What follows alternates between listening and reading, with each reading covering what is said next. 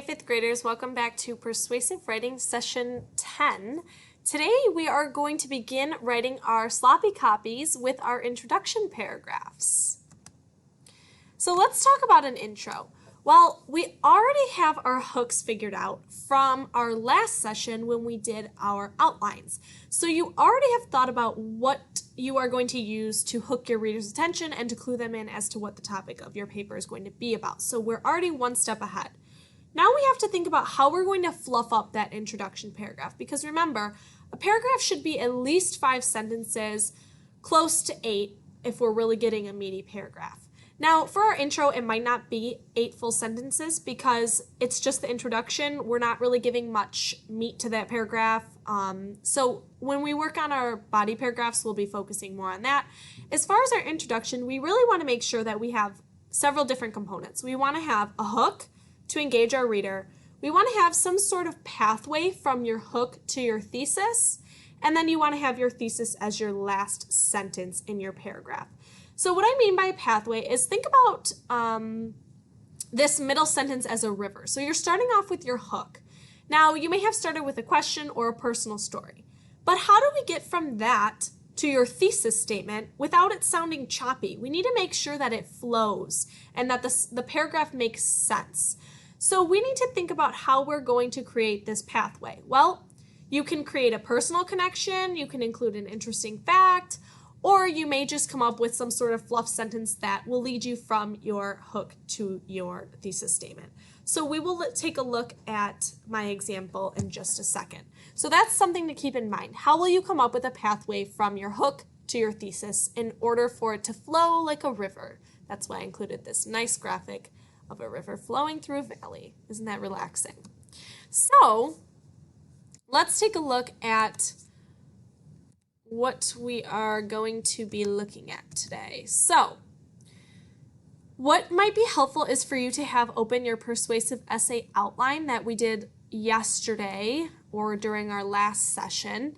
And then you're going to open up your persuasive writing sloppy copy that you have attached to this assignment, okay? So first things first, we always need to come up with a title for our paper.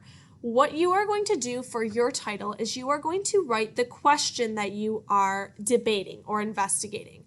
So what I'm going to have you do is I'm going to have you go up to this alignment button and I'm going to have you center align.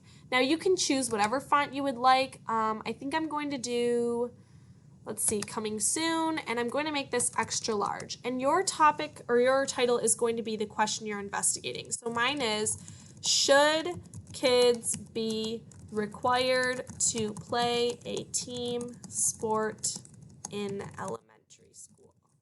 Okay, so this is my question. This is going to be the title of my paper, and I'm going to put my name down below by Miss Terenzi. Okay?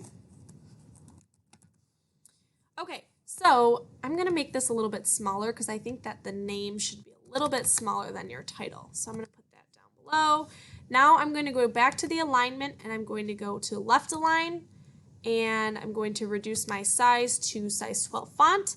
And as always, when starting a new paragraph, you want to make sure you're pressing that tab button on your keyboard to indent your first paragraph. We always need to make sure we're indenting our paragraphs. Now you can make this a different color if you would like. Feel free to get creative with it. I'll make it blue for now.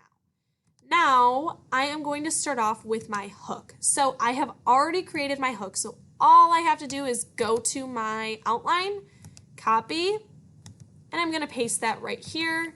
Paste without formatting. Have you ever felt the success of scoring the winning goal or basket for your team? It's a feeling like no other. If you haven't experienced this feeling, you're definitely missing out.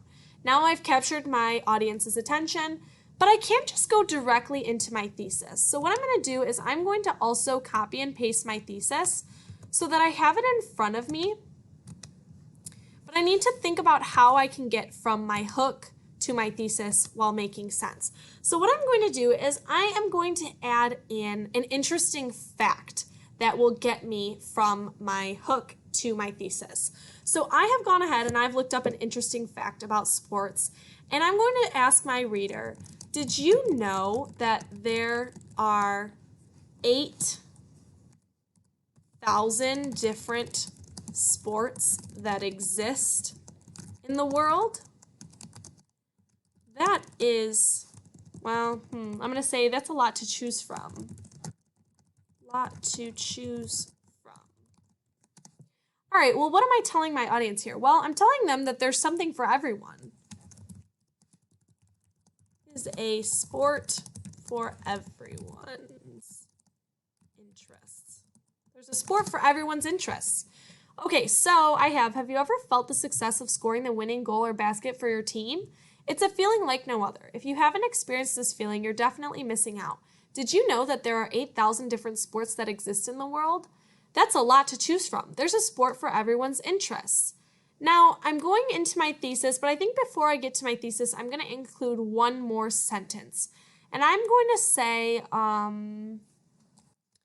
there are so many benefits to playing sports. I'm going to say team sports.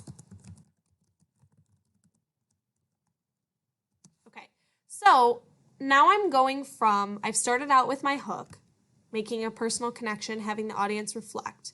Then I included an interesting fact, and then I am connecting it to my thesis. So now I'm going from my my interesting fact into my thesis. There are so many benefits to playing team sports. Now I'm going into my claim. I believe kids should be required to play team sports in elementary school because sports help build strong social skills, relieve stress, and improve kids' physical health. Okay, so make sure you're rereading to make sure it all flows nicely.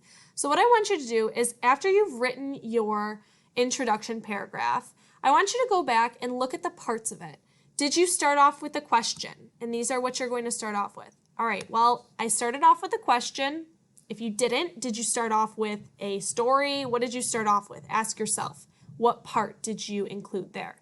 Then I want you to go through and highlight what your pathway is from your hook to your thesis statement, okay?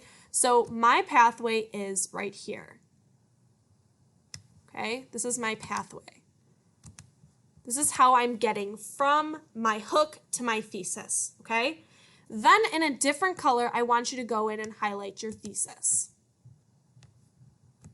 Okay, so now oops, that's my font.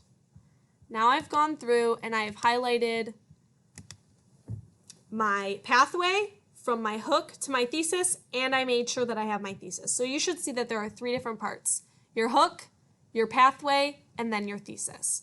So as you can see, it makes sense. The order of my paragraph makes sense. I've started off by engaging my reader. Then I've given them a little bit of fluff, a little bit of interesting facts, maybe a personal connection. Then I'm going into my thesis. You don't want to just start out and from the get-go and say, well, this is what you need to do, because they're not likely to be engaged in your paper if you're not giving them some sort of information or some sort of fluff or personal connection to work with. So you want to think about, how am I going to ease my reader into this paper? How am I going to start off by getting their attention and then ease into what my argument is going to be? Okay, so make sure that your paragraph is flowing nicely. Make sure you're rereading it to check for if you need any transitional phrases in there, or that your sentences make sense grammatically and that you're including punctuation and proper capitalization as well. Okay, so your task for today is to create your title. So your title is going to be your question. It should be centered. Then you're going to include your name and start off with your hook. You can copy and paste that directly from your outline. Then you're creating your pathway from your hook to your thesis. And then all you have to do is copy and paste your thesis. So that thesis should be the very last sentence in your introduction paragraph. Remember, a thesis statement is just one sentence, okay? And next time we will move on to body paragraph number 1. All right, let us know if you have any questions.